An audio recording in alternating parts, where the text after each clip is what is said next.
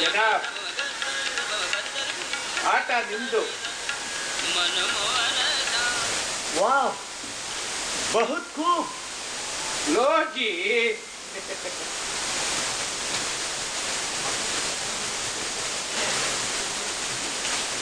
क्या बात है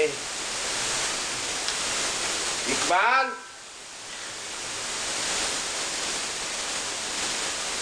अरे वो इकबाल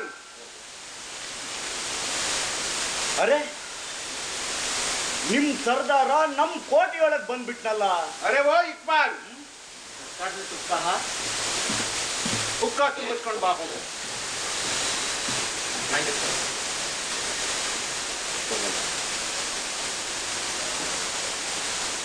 ಬೇಗಂ ಸಾಹೇಬ ಊಟ ಸಿದ್ಧವಾಗಿದೆ ಬನ್ನಿ ಅಂತ ಹೇಳಿದ್ರು.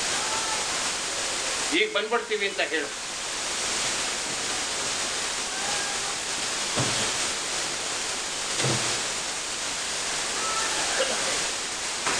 ಕಿಶ್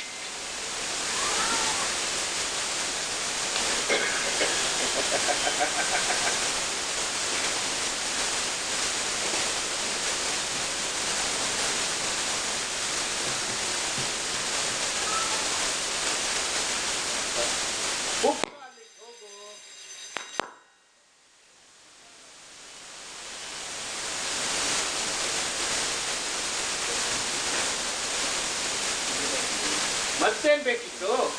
ಬೇಗಂ ಸಾಹೇಬ ಆಗ್ಲೇ ಹೇಳಿದ್ವಲ್ಲ ಬರ್ತೀವಿ ಈಗ ಅಂತ.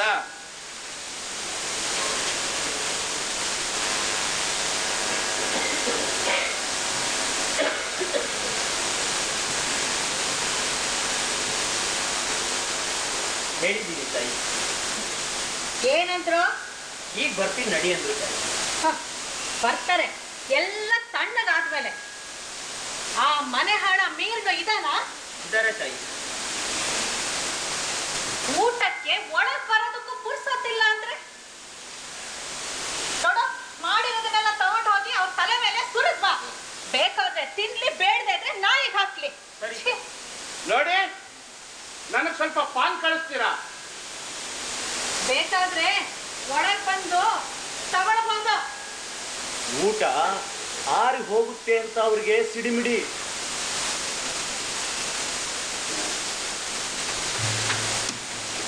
ನಮ್ಮ ಮನೆಯವರಿಗೆ ನಾನು ಚದುರಂಗ ಆಡೋದ್ರ ಬಗ್ಗೆ ಕೊಂಚನೂ ಅಸಮಾಧಾನವಿಲ್ಲ. ಅವ್ರದ್ದು ಅದೇನು ಗಾಂಭೀರ್ಯ, ಅದೇನು ವಿನಯ ಅಂತೀರಿ. ನಾನು ಆಟ ಮುಗಿಸಿ ಮನೆಗೆ ಹೋಗುವಾಗ ಮಧ್ಯರಾತ್ರಿ ಆಗಿರುತ್ತೆ, ಆಳು ಬಂದು ಊಟ ಬಡಿಸ್ತಾನೆ. ಅವರು ಮಾತ್ರ ತುಟಿ ಪಿಟಕ್ಕಂದೆ ಒಳಗಿನ ಕೋಣೆಯಲ್ಲಿ ಮಲಗಿ ನಿದ್ರೆ ಮಾಡ್ತಾ ಇರ್ತಾರೆ.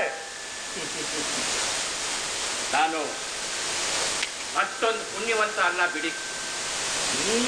ಹೊಸದಾಗಿ ನಿಖಾ ಆಗಿದ್ದೀರಿ, ನೀವು ಹತ್ರ ಇರಬೇಕು, ಸರ್ಸ ಆಡ್ಬೇಕು ಅನ್ಸೋದು ಸಹಜ ಅಲ್ವೇ?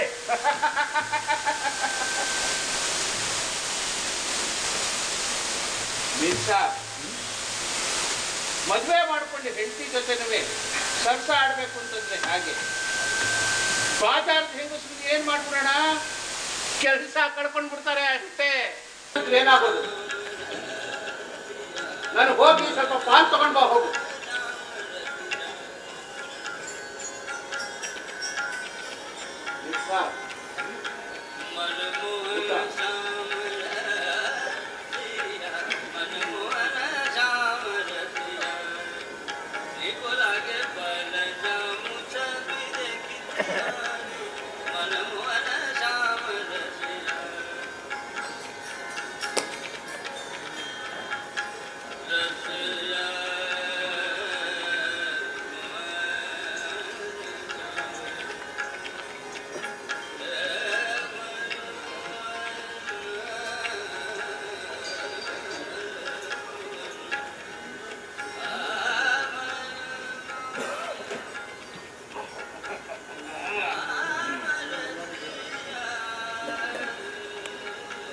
ಬನ್ನಿ ಬನ್ನಿ, ತಗೊಳ್ಳಿ ಬಡವರ ಮನೆ ಊಟ. ನಾನಂತೂ ದಿನ ನಿಮ್ಮನೇಲೆ ಊಟ ಮಾಡ್ತಾ ಇದ್ದೀನಿ. ಪರವಾಗಿಲ್ಲ ಬಿಡಿ, ಏನು ಕೊಳ್ಳೆ ಹೋಗೋದಿಲ್ಲ.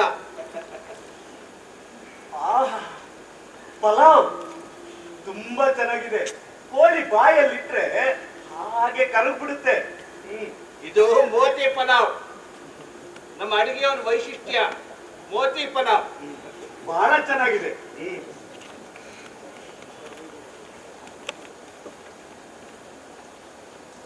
ಪರಾಟ ತಿನ್ನಲೇನು? ಹೀಗೆ ತಿಂತ ಇದ್ರೆ ನನ್ನ ಹೊಟ್ಟೆ ಬಿರಿಯುತ್ತೆ ಅಷ್ಟೇ. ಪರವಾಗಿಲ್ಲ, ತಿನ್ನಿ ಮಿಸ್. ಚದುರಂಗ ಆಡೋದಕ್ಕೆ ಶಕ್ತಿ ಬರ್ಬೇಕಲ್ವಾ? ನೀವು ತುಂಬಾ ಉಪಚಾರ ಮಾಡ್ತೀರಿ. ವಿಶಾಲ್, ನನ್ನ ಹೆಂಡತಿ ಊಟಕ್ಕೆ ಕರೆದ ತಕ್ಷಣ ನಾನು ಹೋಗಲಿಲ್ಲ.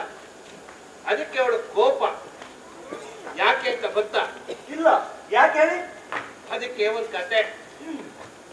ನವಾಬ್ ಸೌದತ್ತಾಲಿ ಅವ್ರ ಕಾಲ ಅದು. ಓಹೋ, ನವಾಬ್ ಸೌದತ್ತಾಲಿ. ಆ, ನವಾಬ್ ಸೌದತ್ತಾಲಿ ಅವರಿಗೆ ಬಗೆ ಬಗೆಯಾದ ಊಟ ತಿಂಡಿ ತಿನಿಸು ಅಂತಂದ್ರೆ ಬಹಳ ಖುಷಿ ಅಂತೆ. ಅವ್ರ ಅರಮನೆ ಅಡಿಗೆ ಮನೆ ಒಳಗಡೆ ಮಹಾನ್ ಮಹಾನ್ ಕಲಾವಿದರೇ ಇದ್ರಂತೆ. ಒಬ್ಬ ಪಲಾವ್ ಮಾಡೋದ್ರೊಳಗೆ ನಿಸ್ಸಿಮ ಆದ್ರೆ ಇನ್ನೊಬ್ಬ ಪರಾಟ ಮಾಡೋದ್ರೊಳಗೆ ಎತ್ತಿದ ಕೈ. ಪರೋಟ. ಹೀಗಿರ್ಬೇಕಾದ್ರೆ ನವಾಬ್ರ ಮನೆ ಊಟ ಅಂತಂದ್ರೆ ಕೇಳ್ಬೇಕಾ? ಯಾರನ್ನೇ ಊಟಕ್ಕೆ ಕರೆದ್ರು ನಾವು ಬರೋದಿಲ್ಲ ಅಂತ ಹೇಳ್ತಾನೆ ಇರ್ಲಿಲ್ವಂತೆ. ಎಲ್ರು ಊಟಕ್ಕೆ ಬರ್ತಿದ್ರಂತೆ. ಹೌದೌದು, ಹಾ, ನಾನು ಕೇಳಿದ್ದೀನಿ. ಆ ಊರಿಗೆ ಒಬ್ಬ ಹೊಸ ಅಡಿಗೆವನ್ ಬಂದಂತೆ. ಅವನು ದಾಲ್ ಮಾಡೋದ್ರೊಳಗೆ ಎತ್ತಿದ ಕೈ.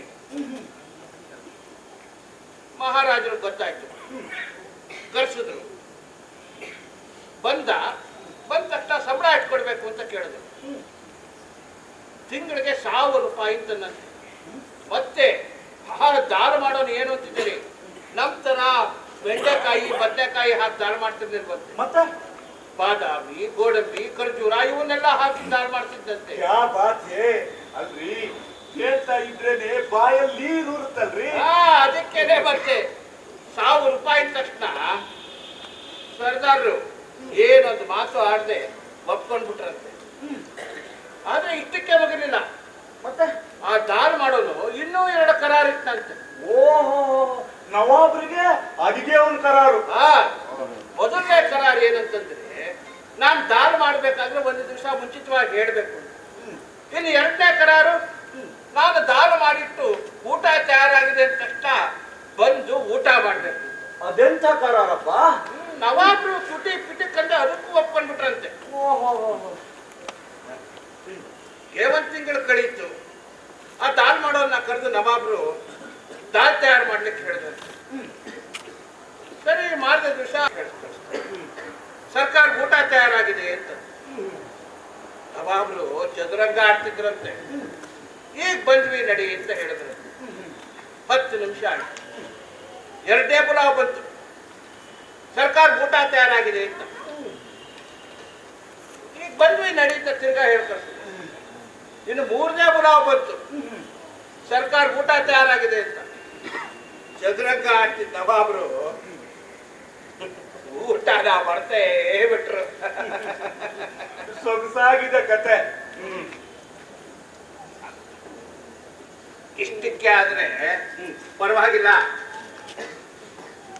ಅವನು ದಾಲ್ ಮಾಡಿದವನು ಇದು ನನಗಾದ ಅವಮಾನಕ್ಕಿಂತ ನನ್ನ ದಾಲ್ ಮಾಡಿದ ಅವಮಾನ ಅಂತ ತಿಳ್ಕೊಂಡು ಅನಾಮತ್ತಾಗಿ ಆ ದಾಲ್ನ ಹಂಡೆನ ಎತ್ಕೊಂಡು ಹೋಗಿ ಹಿತ್ತಲ ಕಡೆ ಒಂದು ಮಣಮರ ಇತ್ತಂತೆ.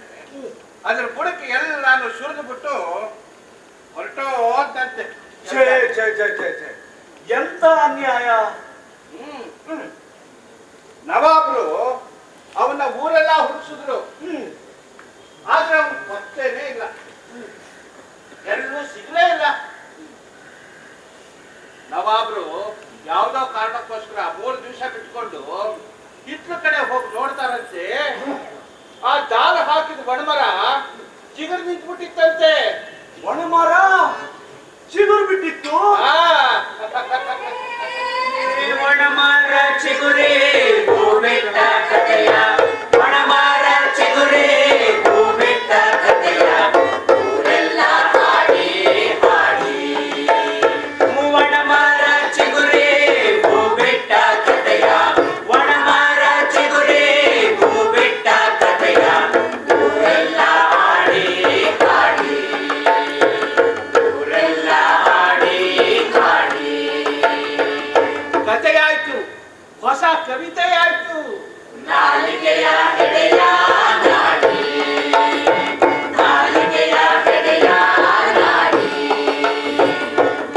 ಇಂತಿರಲು ಕೇಳಿ ಆ ಊರ ಹೊರಗೆ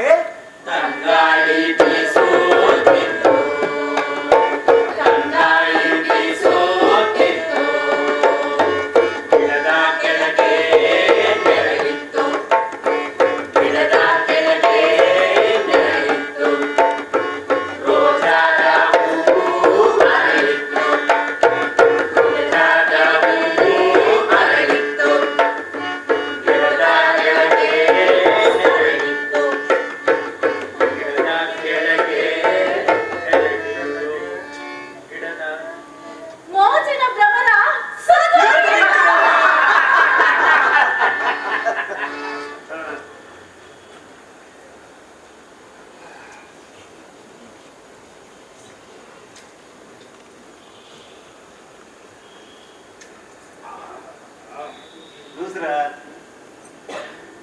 ಮಾತಾಡೋದಿಲ್ಲ ನನ್ನ ಹತ್ರ. ಸರಿ, ಹಾಗಿದ್ರೆ ನಾನು ಹೋಗ್ತೀನಿ. ಹೋಗು. ಪ್ರೀತಿಸುವುದನ್ನು ಮರೆತರೆ ಪ್ರೇಮಿ, ಪ್ರೀತಿಸುವುದನ್ನು ಮರೆತರೆ ಪ್ರೇಮಿ, ಮರೆಯಾಗುವನು ಚಂದಿರ ಮೋಡದಿಂದಾಚೆ ಅಪಮಾನದಿಂದ. ನಿನ್ ಶಾಯರಿಗಳೆಲ್ಲ ಬೇಕಿಲ್ಲ ನನಗೆ. ನಿನ್ನ ಅದರದ ಮೇಲಿರಲು ಹುಸಿ ಮುನಿಸು, ಭ್ರಮರವನ್ನ ಆಹ್ವಾನಿಸುವ ಹೂವು ನೀನು. ನೀನ್ ತುಂಬಾ ಕೆಟ್ಟವನು.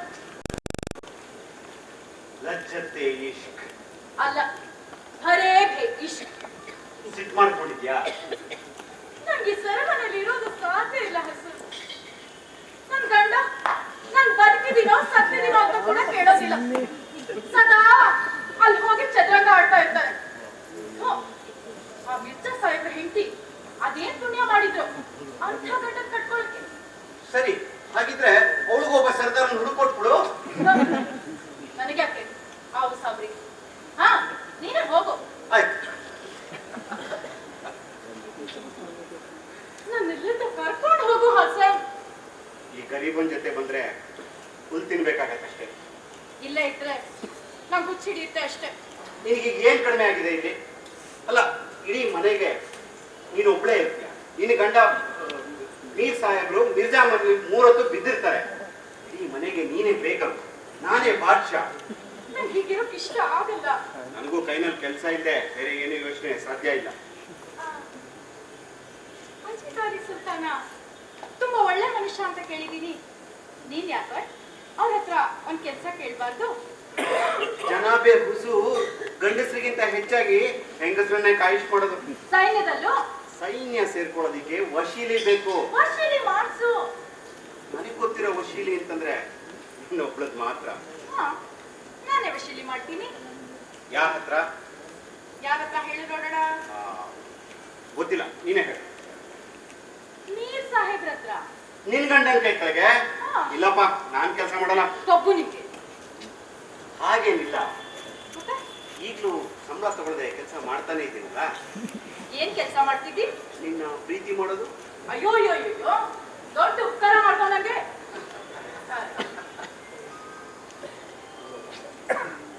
ನೀನ್ ಯಾಕೆ ಸೈನ್ಯ ಸೇರೋದಿಲ್ಲ ಅಂತ ಹೇಳಲೇ ಇಲ್ಲ. ನಿನಗೆ ಅದೆಲ್ಲ ಹೇಳಿದ್ರೆ ಅರ್ಥ ಆಗೋದಿಲ್ಲ ಬಿಡು. ಯಾಕೆ ಅರ್ಥ ಆಗೋದಿಲ್ಲ? ನನಗೆಲ್ಲ ಅರ್ಥ ಆಗುತ್ತೆ. ಈ ಗಂಡಸ್ರ ಹೀಗೆ ನಾವೇನಾದ್ರೂ ಕೇಳ್ಬಿಟ್ರೆ ನಿಮ್ಗೆ ಏನು ಅರ್ಥ ಆಗಲ್ಲ ಅಂತ ನಮ್ಮ ಸುಮ್ಮನಾಗಿಸ್ಬಿಡೋದು. ರೇಟ್ ಬೇಡ. ಅಲ್ಲ, ನಾ ಸೇರ್ಕೊಳ್ಳೋಣ ಅಂತಂದ್ರೆ ಸೈನ್ಯ ಏನಾದ್ರೂ ಎಲ್ಲಿದೆ? ನಮ್ ಸುಲ್ತಾನ್ರಿಗೆ ಸೈನ್ಯ ಕೊಟ್ಟಷ್ಟು ಪುರ್ಸೊತ್ತು ಎಲ್ಲಿದೆ? ಈ ಪರಂಗಿಯವರು ಒಳ್ಳೆ ಅರಬ್ಬನ ಬಂಟೆ ತರಹ. ಮೊದಲು ತಲೆ ಮಾತ್ರ ಒಳಗೆ ಹಾಕಿದ್ರು, ನಮ್ಮ ಸುಲ್ತಾನ ಅಲ್ಲೇ ಸರಿದು ಜಾಗ ಮಾಡಿಕೊಟ್ಟ. ಈಗ ಬಾಲ ಮಾತ್ರ ಹೊರಗಡೆ ಇದೆ. ಇಷ್ಟರೊಳಗೆ ಪರಂಗಿ ಅವರು ಸೈನ್ಯ ತಗೊಂಡು ಬಂದು ಲಗ್ನ ಪಟ್ಟಕ್ಕೆ ಮುತ್ತಿಗೆ ಹಾಕ್ತಾರೆ ಅಂತ ಸುದ್ದಿ ಬೇರೆ ಇದೆ. ಅಪ್ಪಣೆ. ಹೈದರಾಬಾದ್ ನೋಡಿದ್ಯಾ ನೀನು? ಸುಲ್ತಾನನ ರಾಸಲೀಲೆನೂ ನೋಡಿದ್ದೆ. ಅದನ್ನೇನಾ ಇಲ್ಲಿಗೆ ಬಂದು ಆಡುದು? ಹೌದು, ಅದನ್ನೇ. ತುಂಬಾ ಕೆಟ್ಟ ಹೋಗಿದ್ಯಾ ಕಣ ನೀನು. ಇಡೀ ಲಕ್ನೋ ಪಟ್ಟಣವೇ ಕೆಟ್ಟೋಗಿದೆ. ನಾನು ಕೆಟ್ಟೋಗಿದ್ದೀನಿ.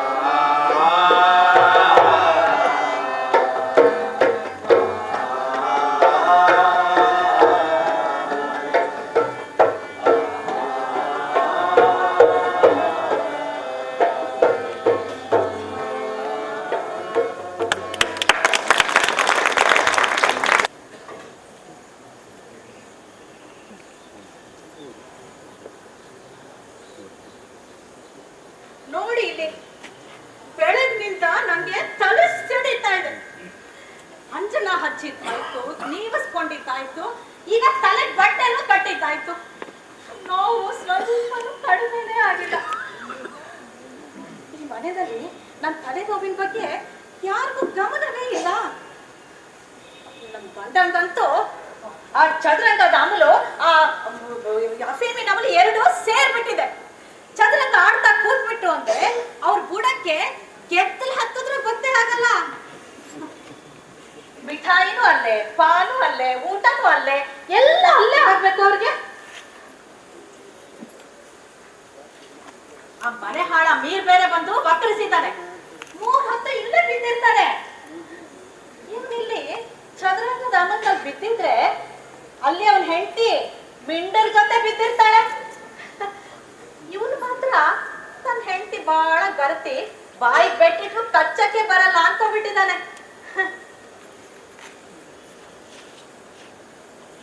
ನಾನು ಬಹಳ ದೊಡ್ಡ ಶ್ರೀಮಂತರ ಮನೆ ಮಗಳು. ನಮ್ಮಪ್ಪ ಮೊಹಮ್ಮದ್ ಬಶೀರ್ ಖಾನ್ ಅಂತ, ಆ ಫೌಜಾಬಾದಿನ ದೊಡ್ಡ ವ್ಯಾಪಾರಿ. ಈ ಬಾದ್ಶಾ ಅವ್ರಿಗೆಲ್ಲರಿಗೂ ಮುತ್ತು ರತ್ನ ಎಲ್ಲ ಮಾಡ್ತಾರೆ. ಈ ಮಿರ್ಜಾ ಸಾಹೇಬ್ರ ಪರಿಚಯ ಆಗಿದ್ದು ನಮ್ಮ ಅಪ್ಪಂಗೆ ಆ ವಾಜಿದ್ ಅಲಿ ಶಾ ದರ್ಬಾರ್ನಲ್ಲಂತೆ. ಬಿಳಿ ಮೊಲಕ್ ತರ ಬೆಳ್ಳಗಿನ ಬಟ್ಟೆ ಹಾಕೊಂಡ್ಬಿಟ್ಟು ಬಿಳಿ ಬಿಳಿ ಅಂತ ಕಣ್ಬಿಟ್ಕೊಂಡು ಕೂತಿದ್ರಂತೆ. ನಮ್ಮಪ್ಪ ಅವ್ರನ್ನ ನೋಡಿ ಮೋಸ ಹೋದ. ಒಳ್ಳೆ ಮುಸಲ್ಮಾನ, ದೊಡ್ಡ ಜಾಗೀರಿದೆ, ನಿನ್ ಮಗಳು ಸುಖವಾಗಿರ್ತಾಳೆ ಅನ್ಕೊಂಡು ಇವ್ರ ಜೊತೆ ನಾನು ನಿಕ್ಕಾ ಮಾಡಿಸಿದ್ರು. ಈ ಮನೆಗೆ ಬಂದಾಗ್ಲಿಂದನೂ ಇವ್ರ ಜೊತೆ ನಾನು ಮಾತಾಡಿದ್ದೆ ಕಡಿಮೆ. ಬೆಳಿಗ್ಗೆ ನಾನು 7 ಅಷ್ಟೊತ್ತಿಗೆ ತಾವ್ ಎತ್ಬಿಟ್ಟು ನಾಷ್ಟ ಮಾಡ್ಕೊಬಿಟ್ಟು ಆ ಚದುರಂಗ ಆಡ್ತಾ ಕೂತ್ಬಿಟ್ಟಿರ್ತಾರೆ. ಸಂಜೆ ಆಯ್ತು ಅಂದ್ರೆ ತಾನೊಬ್ಬ ದೊಡ್ಡ ಸಂಗೀತ ಪ್ರೇಮಿ ಅನ್ಕೊಂಡು ಯಾವ್ದಾದ್ರು ಸೂಳೆ ಮನೆಗೆ ಹೋಗಿ ಆ ಪೋಲಿ ಗಜಲ್ಗಳನ್ನ ಕೇಳ್ತಾ ಕೂತ್ಬಿಟ್ಟಿರ್ತಾರೆ. ಎಷ್ಟೋ ದಿನ ರಾತ್ರಿ ಮನೆಗೆ ಬಂದಿರಲ್ಲ. ನೋಡಿ, ಈ ಬೇಲಿನ ಎದ್ದು ಹೊಲ ಮೇಯ್ತು ಅಂತ ನಮ್ ಕಡೆ ಗಾದೆ ಇದೆ. ಹಾಗೆ ಆ ವಾಜಿದ್ ಅಲಿ ಶಾ ಇದಾರಲ್ಲ, ಅವರುನು ಈ ಸಂಗೀತದ ಅಮಲು ಮತ್ತೆ ಈ ಅಫೀಮಿನ ಅಮಲು ಎರಡು ಸೇರ್ಕೊಂಡು ರಾಜ್ಯ ಆಡೋದನ್ನೇ ಮರ್ತ್ಬಿಟ್ಟಿರ್ತಾರಂತೆ. ಯಾವಾಗ್ಲೂ ಸೂಳೆಯ ಮಡಿಲಲ್ಲೇ ಬಿದ್ದಿರ್ತಾರಂತೆ. ಅವರೇ ಹೀಗಾದ್ಮೇಲೆ ಇವ್ರ ಕತೆ ಏನು ಯೋಚನೆ ಮಾಡಿ. ಈಗ ಆ ಲಕ್ನೋ ಸೂಳೆ ಅರ್ಗೆ ಕಾಲ. ನಮ್ಮಂತ ಮರ್ಯಾದಸ್ಥರಿಗೆ ತಲೆನೋವು ಬಂದ್ರೆ ಕಟ್ಕೊಂಡ್ ಗಂಟ ಕೂಡ ತಿರುಗು ನೋಡಲ್ಲ.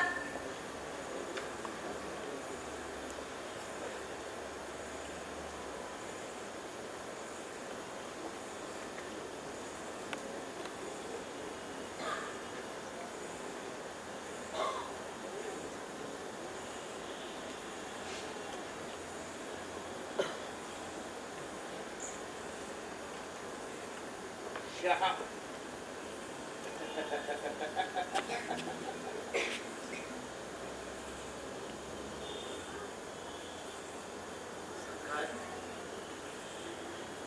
ಏನ್ ಬೇಕಿತ್ತು?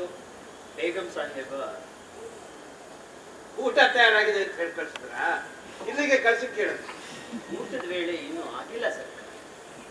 ಅದೇನೋ ಹೇಳ್ತಾ ಇದ್ದನ್ ಕೇಳಿ. ಮತ್ತೇನಂತೆ? ಬೇಗಂ ಸಾಹೇಬರಿಗೆ ತುಂಬಾ ತಲೆನೋವಂತೆ. ಅದಕ್ಕೆ ನಾನೇನು ಮಾಡ್ಬೇಕಂತೆ? ಮುಸ್ಕಿಳಿದು ಮಲೆ ಬಿಟ್ಟಿದ್ದಾರೆ. ಒಳ್ಳೇದಾಯ್ತು. ಒಂದ್ ಅರ್ಧ ತಾಸು ಮಲಕೊಂಡ್ರೆ ತಲೆನೋವು ಎಲ್ಲ ಕಡಿಮೆ ಆಗಿ ಸಮಾಧಾನ ಆಗತ್ತೆ. ಹೋಗಿ ನೋಡ್ಕೊಂಬನ್ನಿ. ಪಾಪ ಯಾತನೆ ಪಡ್ತಾ ಇರ್ಬೇಕು. ಅಯ್ಯೋ, ಮುಸ್ಕೇಳಿದ್ ಮಲಕೊಳಕ್ಕೆ ಇವಳೇನು ಮಹಾರಾಣಿ ಅಂತ ತಿಳ್ಕೊಂಡ್ಬಿಟ್ಟಿದ್ದಾಳ ಹಾಗೆ? ತಲೆನೋವು ಇಲ್ಲ, ಗಿಲೆ ನೋವು ಇಲ್ಲ, ಎಲ್ಲ ಬರೀ ಹಠಾಟೋಪ. ಇಕ್ಬಾಲ್, ಏ ಇಕ್ಬಾಲ್, ಮನೆಯವರಿಗೆ ಸಿಟ್ಟು ಬಂದಿತ್ತು. ಒಮ್ಮೆ ಹೋಗ್ ಬನ್ನಿ. ಇದೊಂದು ಆಟ ಮುಗಿಸಿ ಹೋಗ್ತೇನೆ.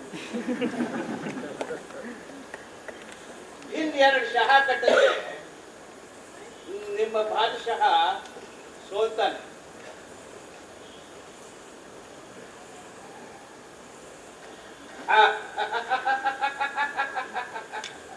अच्छा, खेल आपका है.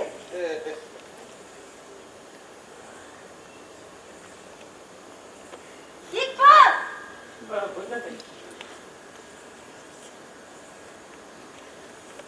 ಏನ್ ಬೇಕಿತ್ತು ತಾಯಿ? ನನಗೆ ಬೆಳಗಿನಿಂದ ತಲೆ ಸಿಡಿತಾ ಇದೆ. ಹೋಗಿ ಹಕ್ಕಿಮನ್ನ ಕರ್ಕೊಂಡು ಬರ್ಬೇಕಂತೆ ಅಂತ ಹೇಳಿ ಹೋಗು. ಯಾಕೆ ಹೇಳಿದ್ದು ಕೇಳಿಸ್ಲಿಲ್ವ ನಿನ್ಗೆ? ಹೋಗು.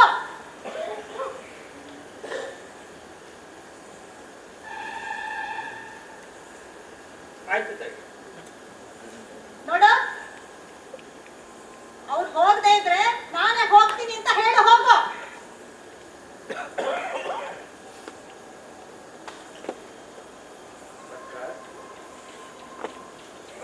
ಮತ್ತೇನಯ್ಯ? ಬೇಗಂ ಸಾಹೇಬರಿಗೆ ತಲೆನೋವು ತುಂಬಾ ಜಾಸ್ತಿ ಆಗಿದೆಯಂತೆ ಸರ್ಕಾರ. ಹಕ್ಕಿಮ್ರ ಹತ್ರ ಕರ್ಕೊಂಡು ಹೋಗ್ಬೇಕಂತೆ ಸರ್ಕಾರ. ನೋಡಿದ್ರ ಯಾಕೆ ಗೋಳಿಕೋತಾಳೆ ಅಂತ? ಒಂದ್ ನಿಮಿಷ ಹೋಗ್ ಬನ್ನಿ. ಹೆಂಗಸರ ಪ್ರಕೃತಿ ಬಲು ನಾಜೂಕು. ಇದೊಂದು ಆಟ ಮುಗಿಸಿ ಹೋಗ್ತೇನೆ. ತಾವು ಬರ್ದೇ ಇದ್ರೆ ಅವರೇ ಹಕ್ಕಿಮ್ರ ಹತ್ರ ಹೋಗ್ತಾರಂತೆ ಸರ್ಕಾರ. ಒಂದ್ ನಿಮಿಷ ಹೋಗ್ ಬನ್ನಿ. ಸುಮ್ನೆ ಮನೆಯವ್ರ ಮನ್ಸು ಯಾಕೆ ನೋಯಿಸ್ತೀರಿ? ಹೇಳುತ್ತಲ್ಲ ಇದೊಂದು ಆಟ ಮುಗಿಸಿ ಹೋಗ್ತೇನೆ ಅಂತ. ನೋಡಿ, ನೀವು ಹೋಗ್ ಬರೋ ತನಕ ನಾನು ಆಟ ಆಡೋದೇ ಇಲ್ಲ. ಒಳ್ಳೆ ಪಜಿತಿ ಬಂತಲ್ಲ, ಹಕ್ಕಿಮ್ರ ಹತ್ರ ಬೇರೆ ಹೋಗ್ಬೇಕು. ಇಲ್ಲ, ತಲೆ ನೋವು ಇಲ್ಲ, ಗಿಲೆ ನೋವು ಇಲ್ಲ, ನನ್ನನ್ನು ಎಪ್ಸೋದಕ್ಕೆ ನನ್ನ ನೆವ ಅಷ್ಟೇ. ನೋಡಿ, ಏನೇ ಆಗ್ಲಿ ಮನೆಯವ್ರ ಸೇವೆ ಮಾಡ್ಲೇಬೇಕಾಗುತ್ತೆ. ಒಮ್ಮೆ ಹೋಗ್ ಬನ್ನಿ.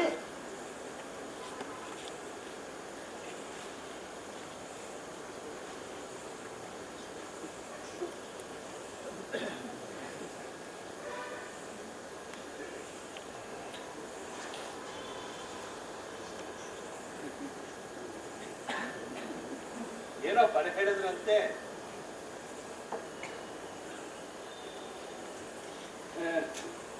ನಿಮ್ಗೆ ತಲೆನೋವು ಬಂದಿದೆ ಅಂತ ಕಾಣಿಸುತ್ತೆ.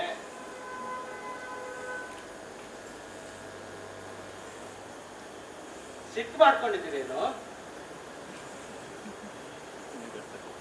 ನಿಮಗ್ ನಿದ್ದೆ ಬಂದಿದ್ರೆ ನಾನು ಆಮೇಲೆ ಬರ್ತೇನೆ. ನಿಲ್ಲಿ. ಹಾಡು ಚದುರಂಗದ ಆಟದ ಮೇಲೆ ಎಷ್ಟು ಪ್ರೀತಿ ಅಂತೀನಿ ನಿಮ್ಗೆ. ಯಾರೇ ಸಾಯಿಲಿ ಬಂದು ವಿಚಾರಿಸ್ಕೊಳ್ಳೋ ಲಕ್ಷಣನೂ ತೋರ್ಸಲ್ವಲ್ಲ ನೀವು?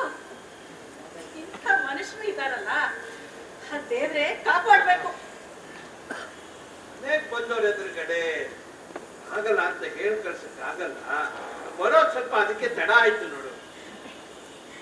ನಾನು ಈ ಮನೆಯಲ್ಲಿ ಕಸಕ್ಕಿಂತ ಕಡೆ ಆಗ್ಬಿಟ್ಟಿದ್ದೀನಿ. ಅಳಬೇಡಿ. ನೀವು ಹೇಳಿ ಕಳ್ಸಿದ ಕೂಡಲೇ ಬರ್ಬೇಕು ಅಂತಲೇ ಇದ್ದೆ. ಏನ್ ಮಾಡಕ್ಕಾಗತ್ತೆ? ಮೀರ್ ಸಾಹೇಬ್ರು ಬಿಡ್ಲಿಲ್ಲ ನನ್ನ, ಅದಕ್ಕೆ ತಡ ಆಯ್ತು. ಎಲ್ರು ಅವ್ರು ಹಾಗೆ ಮೈ ಬಂದ್ರು ಅಂತ